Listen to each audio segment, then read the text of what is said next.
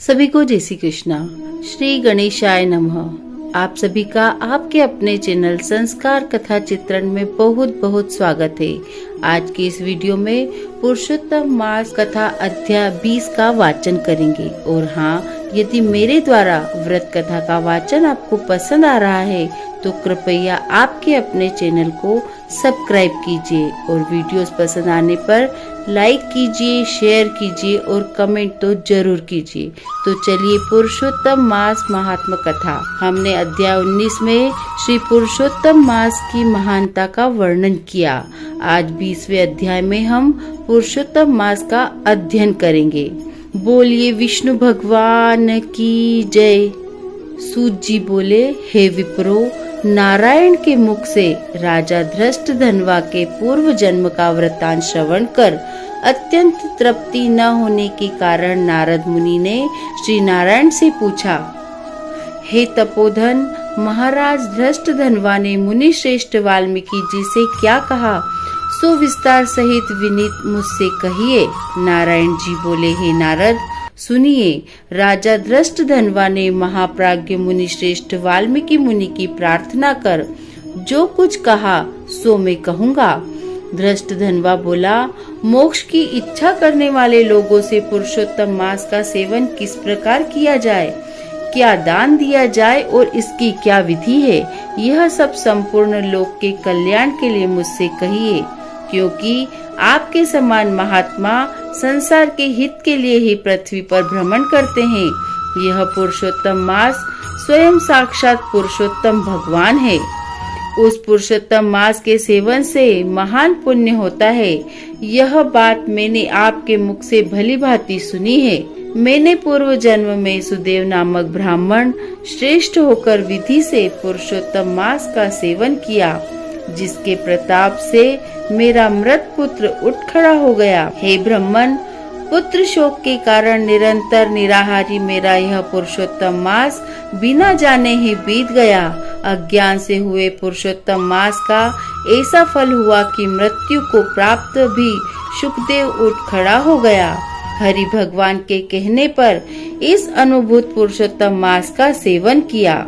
हे तपोधन, मुझे इस जन्म में वह सब विस्तृत हो गया है। हे तपोधन, मुझे इस जन्म में वह सब विस्मृत हो गया है। इसलिए इस पुरुषोत्तम मास का पूजन विधान विस्तार पूर्वक मुझसे कहिए। वाल्मीकि जी बोले, ब्रह्म मुहूर्त में उठकर पर ब्रह्म का चिंतन करें, उसके बाद बड़े पात्र में जल लेकर निश्चित दिशा में जाएं। पुरुषोत्तम मास को सेवन करने वाला शौच के लिए ग्राम से बहुत दूर जाए। दिन में तथा संध्या में कान पर जनेऊ को रखकर और उत्तर मुख होकर पृथ्वी को तृण से आच्छादित कर वस्त्र से सिर बांधकर और मुख को बंद कर अर्थात मौन होकर न थूके न श्वास ले, इस तरह शौच करे। और यदि रात्रि हो तो दक्षिण मुख होकर शौच करे। यह गृहस्थाश्रमी को शौच कहा गया है। इस तरह शौच कर मिट्टी और जल से पैर और हाथ धोकर दूसरा कार्य करे। तदंतर 16 कुल्ला अथवा 12 कुल्ला करे। उठकर प्रथम नेत्रों को धो डालें, दातुन ले आवे और इस मंत्र को अच्छी तरह कहकर दंत धावन करे। हे वनस्पते, आयु, बल, यश, वर्च, प्रजा, पशु, वसु, ब्रह्म ज्ञान और मेधा को मेरे लिए दो।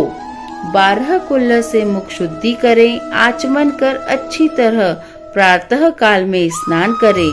स्नान के बाद उसी समय तीर्थ के देवताओं को तर्पण के द्वारा जल देवे और समुद्र में मिली हुई नदी में स्नान करना उत्तम कहा है। सरोवर और कूप तालाब में स्नान करना विद्वानों ने मध्यम कहा है और गृहस्थ को गृह में स्नान करना सामान्य कहा है। स्नान के बाद शुद्ध और शुक्ल ऐसे 2 वस्त्रों को धारण करे।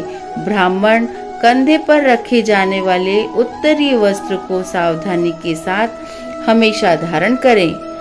पवित्र स्थान में पूर्व मुख अथवा उत्तर मुख होकर बैठे और शिखा को बांधे।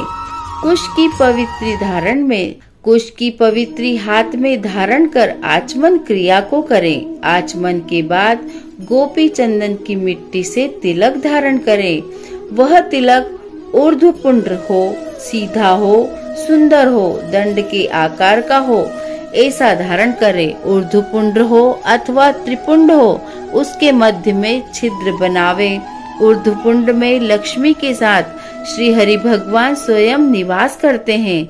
त्रिपुंड में पार्वती सहित साक्षात शंकर भगवान सर्वदा वास करते हैं।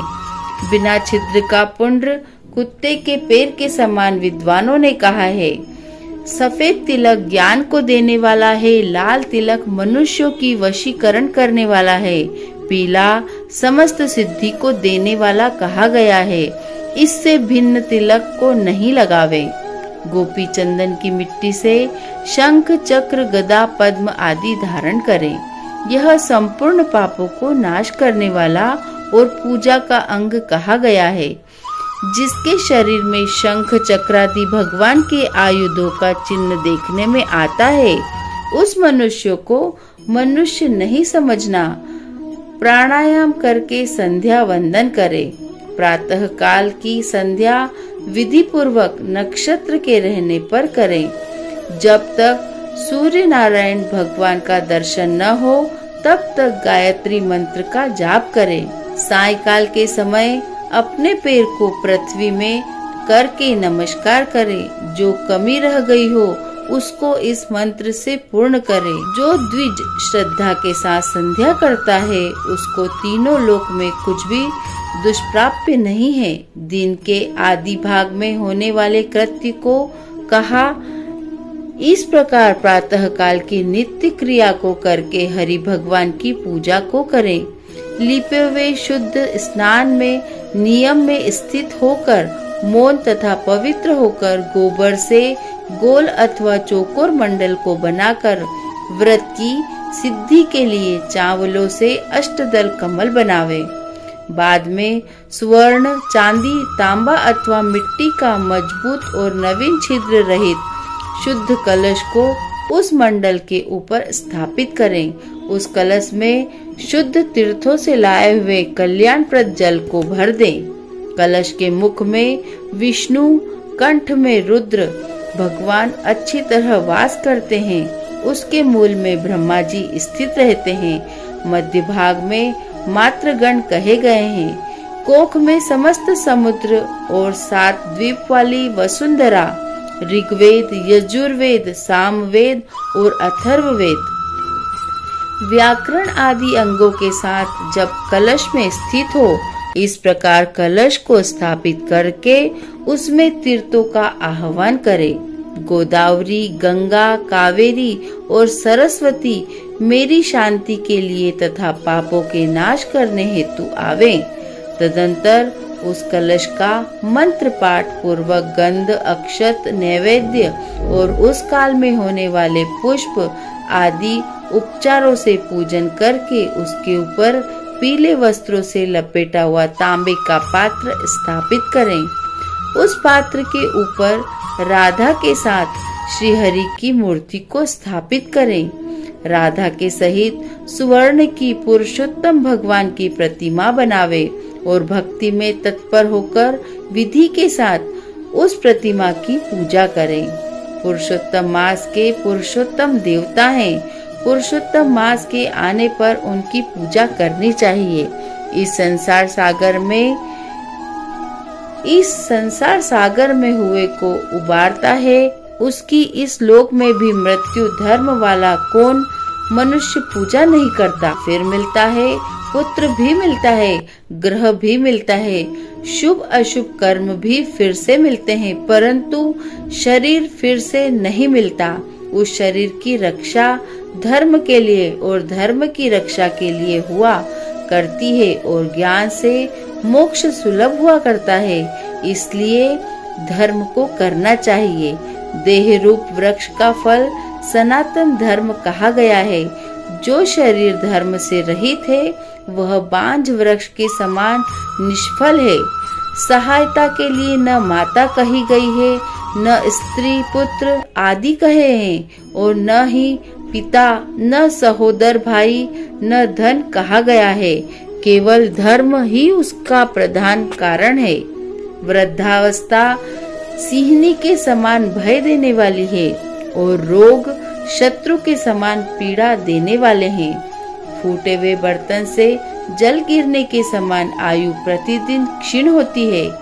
जल के तरंग के समान चंचल लक्ष्मी, पुष्प के समान क्षण मात्र में मुरझाने वाली युवावस्था, स्वप्न के राज्य सुख के समान संसार के विषय सुख सब निरर्थक है।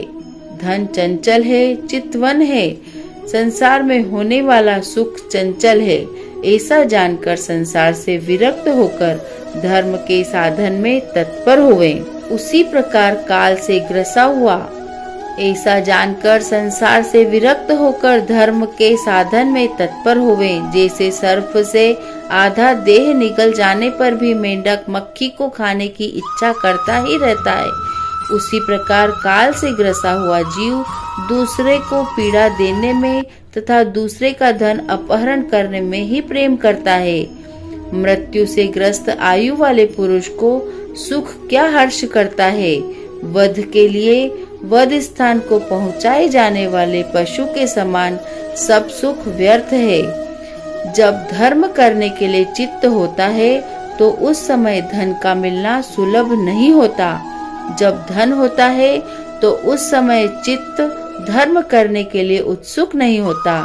जब चित्त और धन दोनों होते हैं तो उस समय समपात्र नहीं मिलते हैं। इसलिए चित्त, वित्त, सत्पात्र इन तीनों का जिस समय संबंध हो जाए उसी समय बिना विचारे किए ही जो धर्म को करता है वही बुद्धिमान कहा गया है। अधिक धन के व्यय से होने वाले हजारों धर्म है। पुरुषोत्तम मास में थोड़े धन से महान धर्म होता है। स्नान, दान और कथा में विष्णु भगवान का स्मरण करना, इतना भी उत्तम धर्म यदि किया जाए तो वह महान भय से रक्षा करता है। जिस प्रकार गंगा ही तीर्थ है, कामदेव ही धनुषधारी है, विद्या ही धन है और गुण ही रूप है, उसी तरह संपूर्ण महीनों में उत्तम पुरुषोत्तम मास साक्षात पुरुषोत्तम ही है, अर्थात श्री कृष्ण ही है। यद्यपि यह पुरुषोत्तम मास प्रथम समस्त कार्यों में तथा यज्ञों में अत्यंत निंद था, तो भी भगवान के प्रसाद से पृथ्वी में साक्षात भगवान के नाम से प्रसिद्ध हुआ। जिस प्रकार हाथी के पैर में सब प्राणियों के पैर लीन हो जाते हैं, उसी तरह समस्त धर्म और कला समस्त पुरुषोत्तम में लीन हो जाते हैं। जिस प्रकार और नदियों की तुलना गंगा के समान नहीं की जा सकती, कल्प वृक्ष के समान अन्य समस्त वृक्ष नहीं कहा जा सकते, चिंतामणि के समान दूसरे रत्न पृथ्वी पर नहीं है, कामधेनु के समान दूसरी गो नहीं है, राजा के समान दूसरे पुरुष नहीं हो सकते, वेदों के समान समस्त शास्त्र नहीं होते, उसी प्रकार समस्त पुण्य काल इस पुरुषोत्तम मास के पुण्य काल के समान नहीं हो सकते। पुरुषोत्तम मास के देवता पुरुषोत्तम भगवान हैं, इसलिए भक्ति और श्रद्धा से पुरुषोत्तम भगवान श्री कृष्ण की पूजा करनी चाहिए। शास्त्र को जानने वाला कुशल शुद्ध वैष्णव सत्यवादी और विप्र आचार्य को बुलाकर उसके द्वारा पुरुषोत्तम मास की पूजा करें। अंतःकरण में होने वाले मोह, काम, क्रोध, लोभ, मद आदि रूप बड़ी बड़ी मछलियों से पूर्ण अत्यंत गंभीर वेग वाले इस संसार रूप सागर को पार करने की इच्छा करता है, वह इस भारतवर्ष में आदि देवता पुरुषोत्तम भगवान का अच्छी तरह पूजन करे। इति श्री पुराणे पुरुषोत्तम मास महात्म्ये अध्यायः।